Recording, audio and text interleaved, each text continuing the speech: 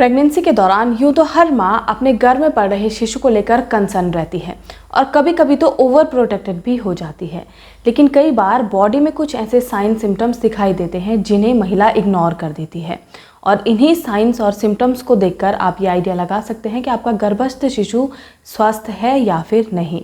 तो अगर प्रेगनेंसी के दौरान महिला अपनी बॉडी को अच्छे से ऑब्जर्व करे तो वो ये जान सकती है कि गर्भ में शिशु स्वस्थ है। तो आज की इस वीडियो में हम कुछ ऐसे ही साइन और सिम्टम्स के बारे में बात करने वाले हैं जो अगर प्रेगनेंसी के दौरान आपको अपने अंदर नज़र आ रहे हैं तो आपको बिना देरी करे तुरंत डॉक्टर के पास पहुंचना है।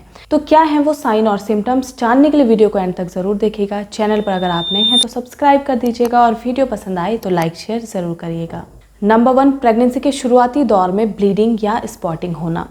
तो यूँ तो हल्की फुल्की ब्लीडिंग या स्पॉटिंग अगर प्रेगनेंसी के शुरुआती दौर में महिला को हो रही है तो घबराने की कोई ज़्यादा ज़रूरत नहीं होती है। लेकिन क्रैम्प के साथ बहुत ज़्यादा अगर ब्लीडिंग हो रही है या फिर बहुत ज़्यादा क्रैम्प के साथ हल्की फुल्की ब्लीडिंग भी हो रही है तो ऐसे में बिना देरी करे आपको तुरंत हॉस्पिटल पहुंचना है, क्योंकि एक बहुत बड़ा संकेत है मिसकैरेज का। दूसरा है HCG हार्मोन का कम होना।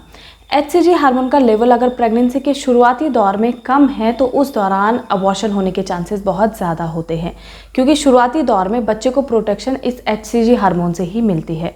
और HCG हार्मोन कम है या ज़्यादा है इसका चेकअप आप प्रेगनेंसी के शुरुआती दौर में ही करवा लें, जब महिला का 8वां या फिर 11वां हफ्ता चल रहा हो। इस दौरान जब आप HCG हार्मोन चेक करवा लेती हैं, लेवल सही रहता है तो आपकी प्रेगनेंसी बिल्कुल सेफ रहती है। तीसरा है गर्भ में शिशु की हार्ट बीट। प्रेगनेंसी का जब 8वां हफ्ता चल रहा होता है उस दौरान महिला अल्ट्रासाउंड के लिए जब डॉक्टर के पास जाती है तो शिशु की हार्ट बीट चेक की जाती है और लगभग 8वें महीने में शिशु की हार्ट बीट आ जाती है। लेकिन कई बार जब अल्ट्रासाउंड करवाया जाता है 8वें हफ्ते में और हार्ट बीट नहीं आती है तो डॉक्टर आपको 2 हफ्ते के बाद दोबारा बुलाते हैं, यानी कि 11वें हफ्ते में फिर से आपका अल्ट्रासाउंड किया जाता है और देखा जाता है कि शिशु की हार्ट बीट आई है या फिर नहीं।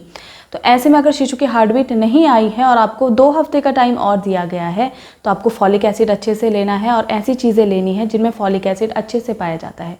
डॉक्टर के द्वारा आपको फॉलिक एसिड की गोलियां भी दी जाती हैं, वो भी आपको अच्छे से लेनी है। तो हार्ट बीट अगर नहीं आती है तो ये भी एक बहुत बड़ा संकेत है कि गर्भ में शिशु स्वस्थ नहीं है। चौथा है प्रेगनेंसी में पेट का दिखना। जैसे जैसे आपकी प्रेगनेंसी आगे बढ़ती है आपका पेट भी दिखना शुरू हो जाता है।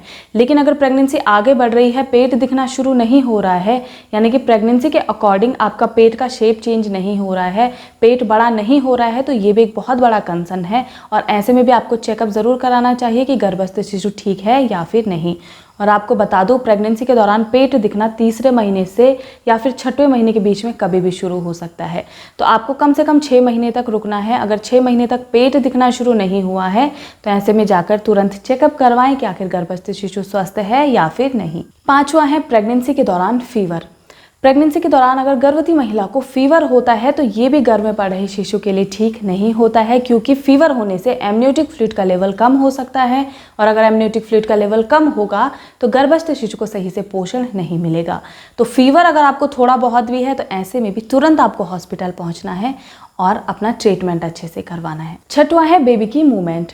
गर्भ में शिशु की मूवमेंट प्रेगनेंसी के 6वें महीने से शुरू हो सकती है। कुछ महिलाओं को 5वें में भी हो सकती है तो कुछ को 4वें में भी शिशु की मूवमेंट जो है महसूस होना शुरू हो जाता है। और एक बार जब शिशु की मूवमेंट आ जाती है उसके बाद 7वें और 8वें महीने में शिशु की मूवमेंट बहुत ज़्यादा तेज़ महसूस होती है, उसकी किक काफ़ी ज़्यादा होती है।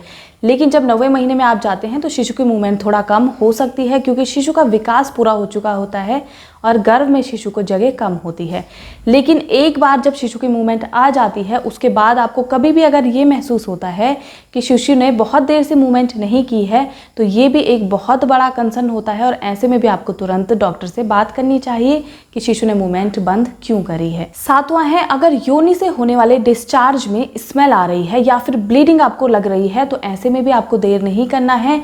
ये भी एक सिम्टम हो सकता है कि गर्भ में शिशु को कोई तकलीफ हो या कभी कभी गर्भ में शिशु खराब हो गया हो, तो उसकी वजह से भी योनि में आने वाले डिस्चार्ज में स्मेल आने लगती है।